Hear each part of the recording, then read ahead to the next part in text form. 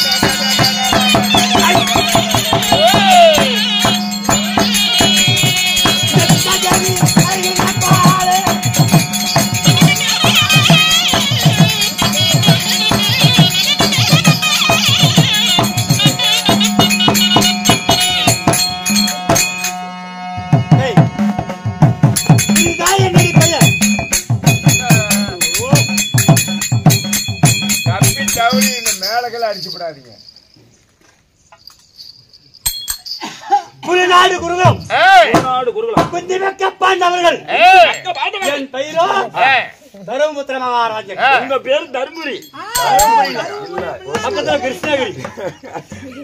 என்னப்பா பேசுறீங்க சும்மா மாட்டீங்களா? தருமபுத்திர மகாராஜன். தர்மபுத்திர மகாராஜன் சொல்லுகிறேன். முன்னே வைத்தாங்களே என் பெயர் தருமபுத்திர மகாராஜனாக இருந்தாலும் 10 மாதம் 300 நாள் 3000 தச்சமினாடி அங்கத்திலே சுமந்து என்னை பெற்றெடுத்தாலே எங்க அம்மா. உங்க அம்மா என் தாய். தாய் அவருடைய பெயர் என்ன தெரியுமா? சொல்லுங்க. சொல்றவா?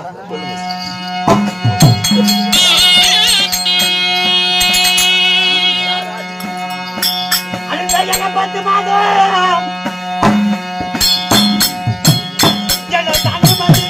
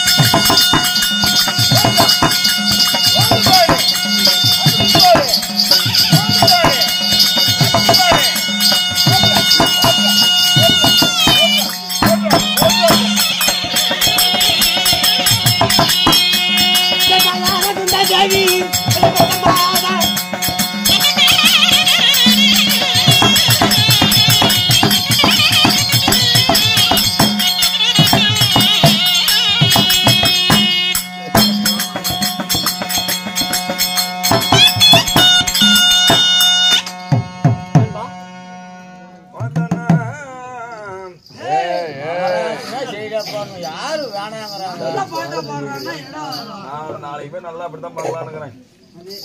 நல்லா இருக்குல பண்ணிக்கிற ஏன் மகாராஜா நிகழ்ச்சி இல்லையா? நிகழ்ச்சி 10 மாதம் 300 நாள் 3000 தச்சமினாடி அங்கத்தில சுமந்து என்னை பெற்றெடுத்தாலே என் அன்னை. அவருடைய பெயரோ குந்தமாதேவி. தாயோ குந்தமாதேவி. ஆமா. என் சிறிய தாய் பெயரோ மந்தார தேவி. தந்தை என் தாய்மார்களுடைய பெயர் புத்திமான் தாயாராக இருந்தாலும் எங்க அப்பா அவருடைய பெயர் என்ன தெரியுமா? பாண்டுராஜன். கல்யாணத்துக்கு எவ்வளவு கேட்கற? அப்படி எதுக்கு? பாண்டு அடிக்கிறதுக்கு. இந்த பாண்டுகா பாண்டுராஜன். பாண்டுராஜன்.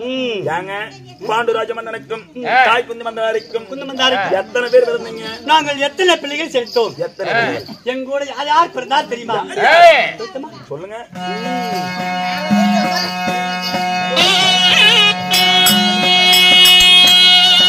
அண்ணன் கோடியில் பிறந்ததாரி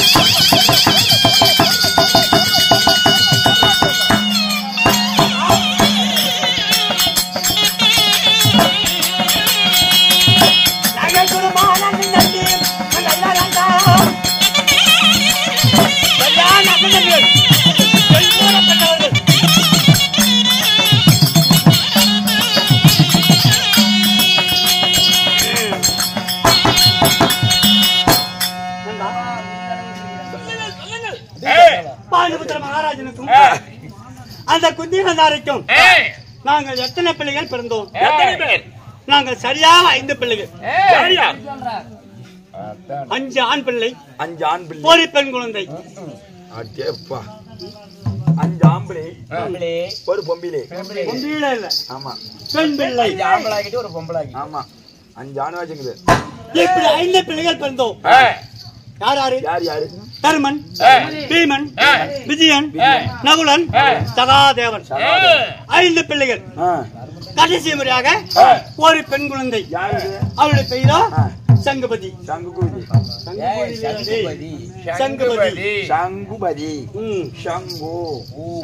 சிலை தாய்க்கு அழகான பெண் குழந்தை அந்த சங்குபதி. இப்படி 5 ராஜுகள் பிறந்து, இப்படி 5 பேர் பிறந்து நாங்க எங்கே வாழ்ந்து வந்தோம்? அஷ்டாபுரத்துல, டெல்லி என்ற அஷ்டாபுரத்துல நாங்க 5 பேரும் வாழ்ந்து வந்தோம். அப்படி இருந்தாலும் எங்க அப்பாவோட பிறந்தீங்க 3 பேரு. 3 யாரு? எங்க பெரியப்பா திருநாட்டி மன்னன். பெரியப்பா திருடன் திருடலடா, திருநாட்டி மன்னன்.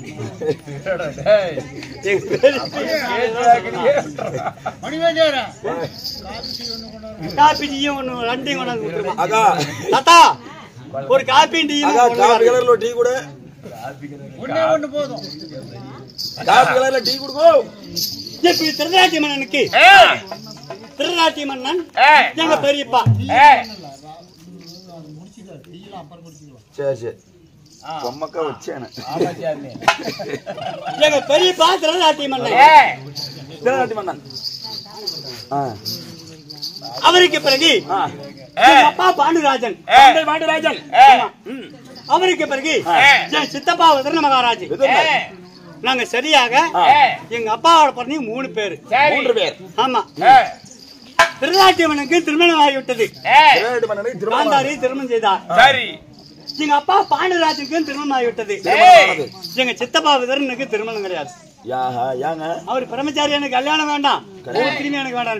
எந்த உதிரியும் இருக்காது. எந்த உதிரி இப்படியே இருந்து செத்து போயிடுற அப்படி விட்டாரு. அவருக்கு பிரம்மச்சாரி, சரி, கல்யாணம் கிடையாது. இப்படி பாண்டியராஜனுக்கு 5 பிள்ளைகள். எங்க பெரியப்பா திருநாட்டினுக்கு 100 பிள்ளைங்க. ஆமா, 100 ஆண் பிள்ளை, ஒரு பெண் குழந்தை. இப்ப 100 பேரு அவங்க. சரி, நாங்க பாண்டவர் 5 பேரு. பாண்டவர் 5 பேரும், இதுல துளாதாரி 100 பேரும் அண்ணன் தம்பிங்க பங்காளியில அஷ்டாபுரத்துல இருக்கிறோம். இப்படி அஷ்டாபுரத்துல இருக்கும் போது 5 சிறுவயது அறியாத பருவம்.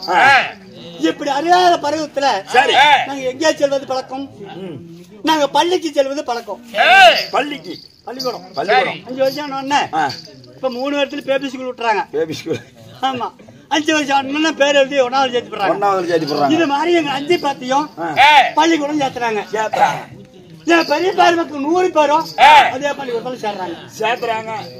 அப்படி சேர்ந்த உடனே பள்ளியில் பாடங்களை படிப்பது, சாயந்தர நாள் விளையாடுவது, இதுதான் எங்களுடைய வேலை. அவங்களுக்கு என்ன வேலை பொருத்தம்? பந்தாடுவது, கபடி குடுவது, நொண்டி அடிப்பது, இதுதான் ஆண்களுடைய வேலை. இப்படி இருக்கும் போது அங்க குர்ரா 20 பேரா கம்ராடி கொள்ளக்காரன் கூட கையில் பிடிச்சிட்டு பள்ளியிலே இப்படி விளையாடி கொண்டிருக்கும் போது ஆண்களுக்கு உகந்த விளையாட்டு எது? ஒண்ணு கபடி, ஒண்ணு வாலிபால். பந்தாடுறது ஒண்ணு, கபடி கொடுறது பசங்களுக்கு பிடிச்ச விளையாட்டு. இப்படி பந்து விளையாண்டோம். பந்து விளையாடும் போது அந்த பக்கம் 100 பேரு, இந்த பக்கம் நாங்க 5 பேரு. பாண்டவரும் துரியோதனாதிகளும் 10 விளையாடுறோம். அப்ப எங்க அண்ணன் வீமே, எங்க தம்பி வீமே பந்து ஓங்கி அடிப்பான். ஆமா, அப்படி ஓங்கி அடிக்கும் போது 99 பேரும் மழை பருவம் போல சாஞ்சு போயிடுவாங்க. காத்து பந்து போற வேகத்துல அந்த பந்த தட்டு தடுமாறி தடுக்க கூடவே அந்த துரியோதனன் ஒருவனை அவன் வருத்த மாட்டான். அப்போது ஏன்னா அங்க பந்த தடுக்கக்கூடிய சக்தி அவளுக்கு ஒருத்தனுக்கு தான். சரி பட்டு போலாம். சரி, அந்த துரியோதனன் அடிக்கிற பந்த எங்க தம்பி வீமே ஈஸியா தட்டுப்படுவோம். இப்படி ஒரே தட்டு. ஆமா, முடிஞ்சு போச்சு. அந்த பந்துக்கும் இந்த விளையாட்டுக்கும் வீமனுக்கும் அந்த துரியோதனுக்கு தான் பொருத்தம். ஏன்னா அவளுக்கு 2 பேத்துக்கு தான் சரி பலம். சரி, துரியோதனுக்கும் வீமனுக்கு தான் சரியான பலம். ஆமா, இப்படி விளையாடி கொண்டிருந்தோம். அப்ப பார்த்தா துரியோதனன் படிக்கிற பாடத்திலையும் பாண்டவரே வெற்றி பெறார், விளையாடுற விளையாட்டிலும் பாண்டவரே வெற்றி பெறுகிறார்கள். எதிர்த்தாலும் பாண்டவரே ஜெயம். சிறு வயது அறியாத பருவத்திலே இவ்வளவு வீரத்தீரத்தோடு இருக்கும் பாண்டவர்கள் நாளைக்கு பெரியவனானால் சண்டையோ சமராய உத்தமனு நம்ம நாட்டுல வந்தா இந்த பாண்டவர் நம்ம சும்மா விடுவார்களா? அப்படி என்று வைத்தான் வஞ்சகம்.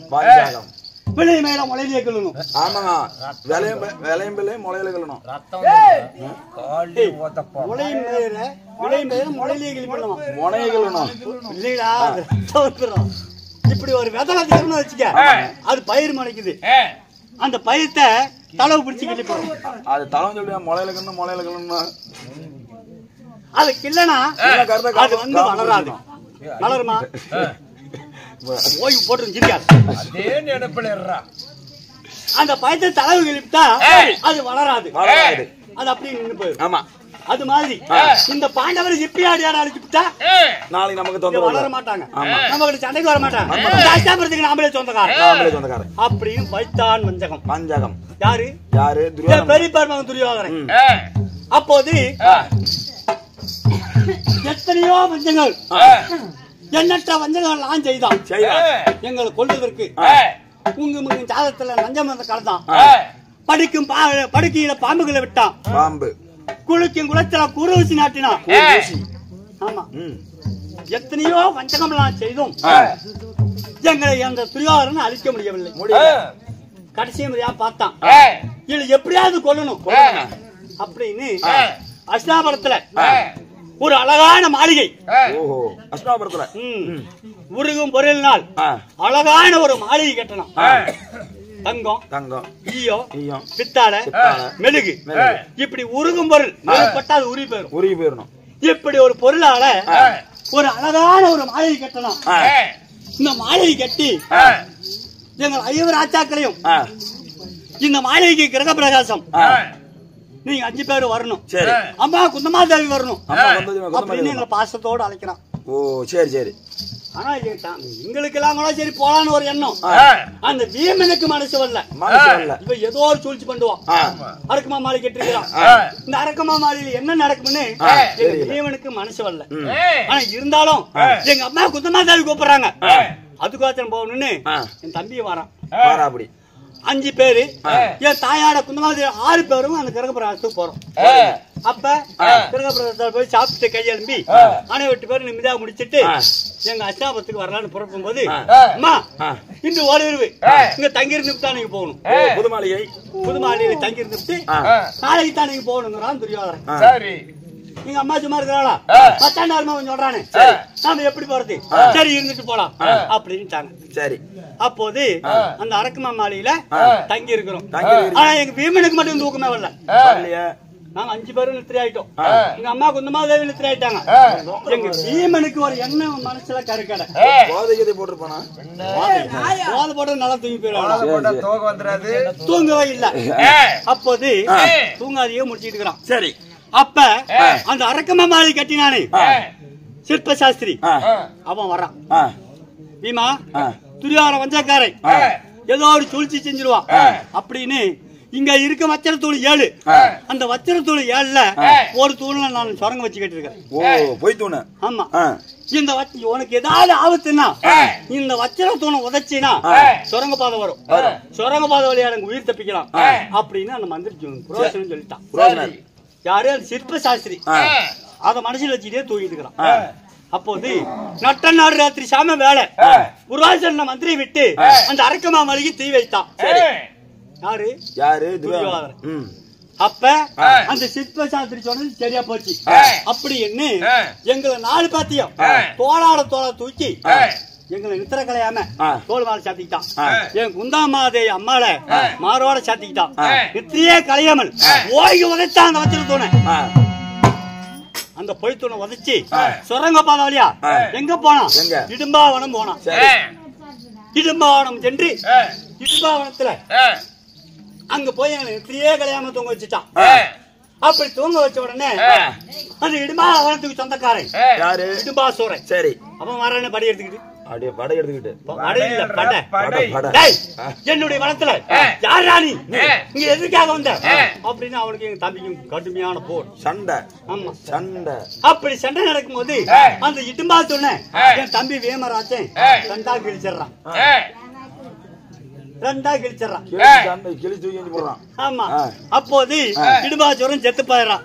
அப்ப அவனுடைய தங்கச்சி மும்மல கமலக்கண்ணி வர்றான். கமலக்கண்ணி அவனுடைய இடும்பாச்சோரனுடைய தங்கச்சி. ஐயோ எனக்கு இருந்தவன் எங்க அண்ணன் ஒருத்தனா, இவனு ஒருத்தனையும் கொண்டுட்டியா, நான் இந்த மேல அனாதையா போயிருந்தேன் அப்படின்னு அழுகுறான். அப்ப அது நீ யாருமா, என்ன நீ இப்படி இருக்கிற, 3 சனத்தோடு இருக்கிற, என்ன சமாச்சாரம் போது அப்பத்தான் நீ சொல்றான் எனக்கு பிறந்தது இந்த மும்மலை 3 மார்பு எனக்கு உண்டு. அந்த பரமேஸ்வரனுக்கு கொடுத்த வரம் இந்த 3 சனமும் யாரு கண்ணுக்கு தெரியுதோ அவர்தான் உனக்கு புரிச்சுன்னு சொன்னாரு. அப்ப நீ தான் எனக்கு புரிச்சேன், என்ன கட்டிக்கணுங்கிறாள். கட்டிக்க வேண்டியதானே என்ன இல்லடா என் தம்பி வீமன. அப்போது வீமன சொல்றான் ஐயோ இது ஒரு பாது நடக்காது, அண்ணனால தர்மராஜனுக்கு கண்ணால இல்ல, நான் எப்படி ஒண்ணு கண்ணால மறது. ஏன் கடப்பறதுக்கு குத்த வேண்டியதானே? கடப்பாரி எடுத்து குத்துனா கண்ணால வந்துமா? கண்ணாலமா போன நீங்க சொன்னீங்க திருமணம்டா. ஓ திருமணம். அப்போது இந்த மும்மல கமல கலைக்கும் என் தம்பி வேமராஜனுக்கு அங்க சண்டை நடக்குது. அப்ப எங்க அம்மா கொஞ்சமா தெய்வம் எந்திரிச்சிட்டாங்க.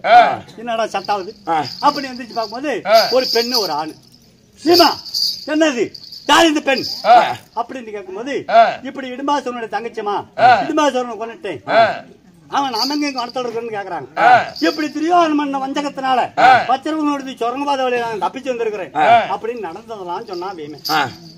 அப்போது சரி இந்த பெண்ணுக்கு இருந்தவன் அண்ணன் ஒருத்தை யாரு இடும்பாசோரன், அவனு செத்து போயிட்டான். இந்த பெண்ணுக்கு யாரு ஆதரவு? யாரு? அதனால இந்த பெண்ணை நீ திருமணம் செஞ்சுக்க அப்படின்னு எங்க அம்மா சொல்றாங்க. நான் ஒருபோதும் நடக்காது, அண்ணனுக்கு திருமணம் நான் திருமணம் செய்ய மாட்டேன் அப்படின்னு எங்க வீமன் சொல்றான். அப்போது நான் வீமனை வரவழைச்சு எனக்கு தானே திருமணம் நடக்கணும், நீ கவலைப்பட வேண்டாம், நான் திருமணம் பண்ணிக்கிறேன். காட்டுல இருக்கிற முருங்கை மரம், அந்த முருங்கை மரத்தை வெட்டிக்கும், அந்த முருங்கை மரத்தை அருகாமல வச்சு அந்த முருங்கை மரத்துக்கு நான் தாலி கட்டுறேன். ஆமா சரி. அன்னைக்கு தான் அந்த முருங்கை மரத்துக்கு கல்யாண முறைன்னு பேரு. கல்யாண முருங்கை இன்னும் 41 மரம் கல்யாண முருங்கை மரம்னு இருக்குது. அதில் தான் இந்த சொல்லக்கூடாது, இந்த மரம் ஏறி இருக்கிறான்ல தீட்டு கட்ட போட்டிருப்பாங்க, அந்த தீட்டு கட்ட அந்த கல்யாண மரத்தை முருங்கை தான் தீட்டுவாங்க. அதுதான் நல்லா கச்சி பதம் பிடிக்குமா. ஆமா. அந்த கல்யாண முறையின் பெயரை வச்சு தருமலானுக்கு திருமணம் செய்து கமலக்கண்ணிய வீமரனுக்கு திருமணம் செஞ்சோம். அப்படி திருமணம் செஞ்சு எங்கே சென்றோம்? 303 அக்கராவரம் போனோம். 303 அக்கராவரத்துல பாஞ்சால தேசத்தை ஆளக்கூடிய பாஞ்சால மன்னன் பத்தினி பாஞ்சாலி, அவளுக்கு ஒரே மகன். ஆமா, அவளோட கூட பிறந்தது ஒரு வில்லு. இந்த வளையாத வில்ல யார் வளைத்தாலும், வளையாத வில்ல யார் வளைத்தாலும் என் பத்தினி பாஞ்சாலியை மாறிட்டு கொடுப்பேன் என்று உலகம் 56 நாட்டுக்கும் ஜெயம் நாட்டி விட்டார். ஆண்டிலிருந்து அரசன் வரை, கோட்டியிலிருந்து தொண்டமான் வரை யார் வேணாலும் இந்த ஜெயவளத்துல கலந்துக்கலாம் அப்படின்னு ஜெயம் நாட்டிருக்கிறாரு. எத்தனையோ மன்னர்லாம் வளைச்சாங்க, அந்த வில்ல வளைக்க முடியல. ஆமா. அப்ப என் தம்பியான அர்ஜுனன் பார்த்தான், இந்த வில்ல வளைக்கணும், இந்த பாஞ்சாலியை மாலை இடணும் அப்படின்னு போய் கேக்குறான். சரி யார் வேணாலும் வளைக்கலான்னு போட்டு போட்டாங்க. அப்ப ஆதிபாட்சனும் போய் வளைச்சு அடையாளம் கண்டுக்குவான்னு பிராமணர் வடிவத்துல ஒரு பிராமணரா வடிவெடுத்து அந்த வளையாத வெள்வளைத்து வஞ்சியான மாலையிட்டு எங்கே வந்தோம்? அஷ்டாபுரத்தை வந்தோம். அஷ்டாபுரம் வந்த உடனே நாட்டெல்லாம் 100 பேரும் பங்கு போட்டு ஓட்டுறாங்க. 100 பேரும் பங்கு போட்டு ஓட்டுறாங்க. அப்ப போய் பெரியப்பா எங்களுக்கு எங்க நாடு, உங்க 100 பிள்ளைகளும் பங்கிட்டு கொடுத்து விட்டாய் அப்படின்னு கேட்க எங்க பெரியப்பா திறந்தாட்டின்னு சொல்றாரு, நீங்க அரக்கமா மாளிகையிலே மாண்டு மறந்து விட்டீர் என்று என் 100 பிள்ளைங்களுக்கு நாட்டை பங்கிட்டு கொடுத்து விட்டு அப்படி என்று கேட்டாங்க. அப்போது சரி பங்கிட்டு கொடுத்துட்டீங்க, எங்களுக்கு 5 பேருக்கு 5 ஊடு கட்டுறதா நிலம் கொடுங்க அப்படின்னு கேட்டோம். அப்போது திறந்தராட்டி அவனுக்கு பிறவிலேயே குருடு, கண்ணு தெரியாது. அப்ப அவன்ட காண்டாவனத்தை கை நீட்டி காட்டுறான், அதோ அங்க குடியாருங்க அப்படின்னு. என்னடா நாட்டெல்லாம் பிள்ளைங்களை பங்கு பிடிச்சு கொடுத்துட்டு அவன்கிட்ட காண்டாவனத்தை கை நீட்டி காட்டுறானே அப்படி என்று யோசித்து சரி பெரிய நம்மளுக்கு அத்தான் நாடுன்னு கொடுத்தான் அப்படி என்று என் தம்பியான அர்ஜுனன்கிட்ட அக்கனி பானம் இருக்கிறது. அந்த அக்கனி பானத்தினால அந்த அவன்ட காண்டாவனத்தை எரித்தோம். அந்த அக்கனி காண்டாவனத்தை எரித்து அங்கே ஒரு அழகான மாளிகை உருவாக்கி அதுக்கு இந்திரபுரசம் என்று பெயர் வைத்து அந்த இந்திரபுரசத்திலே குடியேறிடுங்க. ஆமா, ஐவர் ராஜாக்களும் பத்தினி பாஞ்சாலியும் அந்த இந்திரபுரசத்திலே நாங்க வாழ்ந்து வருகிறோம். இருக்கிறீங்க. ஆமா, அதனால என் பத்தினியான பாஞ்சாலிய நான் பார்க்கணும். போடு போடு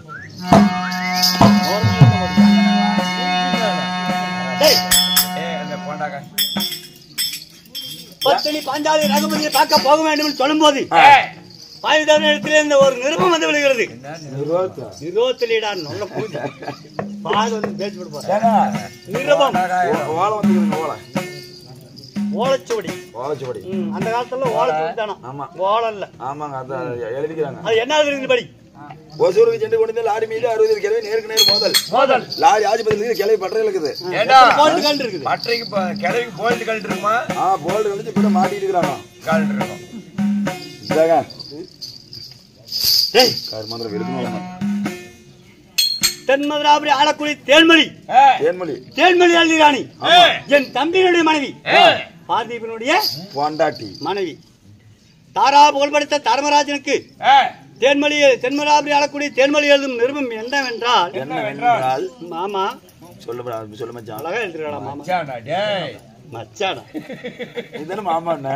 அவ அப்படி எழுதுறாடா மண்டனாய. சரி மாமா மச்சான் பள்ளிக்கு சென்று பாடங்களை படித்து வீடு திரும்பி வரும்போது என் மகனான அழகு பிளேந்தன் சூழ்நோய் கண்டு சுருண்டு விழுந்து உயிர் வருவதும் போதுமாக கிடக்கிறான்.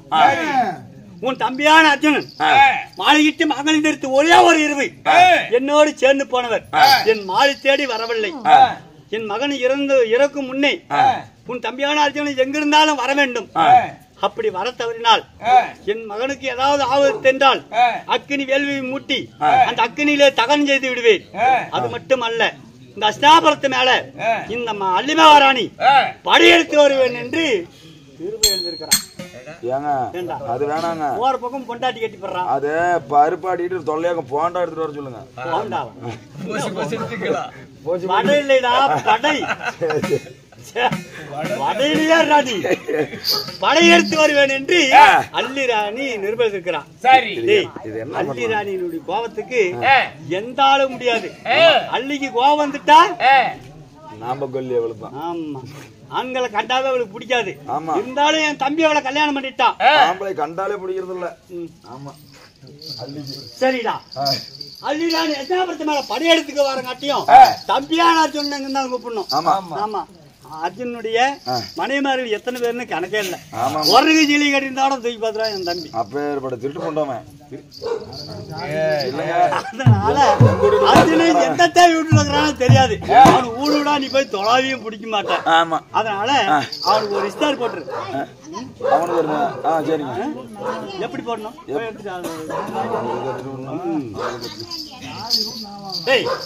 எப்படி தெரியுமா? தாரா புகழ்படுத்த தரமுத்திர மகாராஜன் சாப்பிட்டு கையெழும்பி வெத்தலை பாக்கு தரிக்கும் போது வெத்தலை பாக்கிலே சொத்த பாக்கு இருந்து உயிர் வருவதும் போதுமா இருக்கிறாரு அர்ஜுன மகாராஜன். எந்த தாய்ச்சி விட்டு இருந்தாலும் சரி, எந்த வேச்சி விட்டு இருந்தாலும் சரி, என்ன மனைவி விட்டு இருந்தாலும் சரி, அதே சீக்கிரம் அஸ்தாபுரம் அரண்மனைக்கு வரணும்னு தர்மராஜனுடைய கட்டளை. அப்படி அர்ஜுன வரத்தவர்னா தர்மராஜன் மாண்டு படுத்து விடுவார்.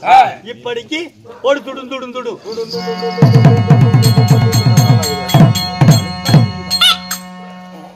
எப்படி சொல்லு. வெத்தலை பாக்கு வாங்கிட்டு வந்துட்டா. எதுக்கு? தாரா புகழ்படுத்த கையெழுத்தி வெத்தலைப்பாக்கு தரிக்கும் போது சொத்தப்பாக்கு இருந்து சொத்தப்பாக்கு உயிர் வருவதுமா இருக்கிறார். அர்ஜுன மகாராஜன் எங்கிருந்தாலும் ஆளிக்கு வர வேண்டும் என்று இப்படி இஸ்டார் போட்டாச்சுங்க. நீங்க போயிட்டு வாங்க. அரண்மனையில் இருக்கிறேன். நம்பியார்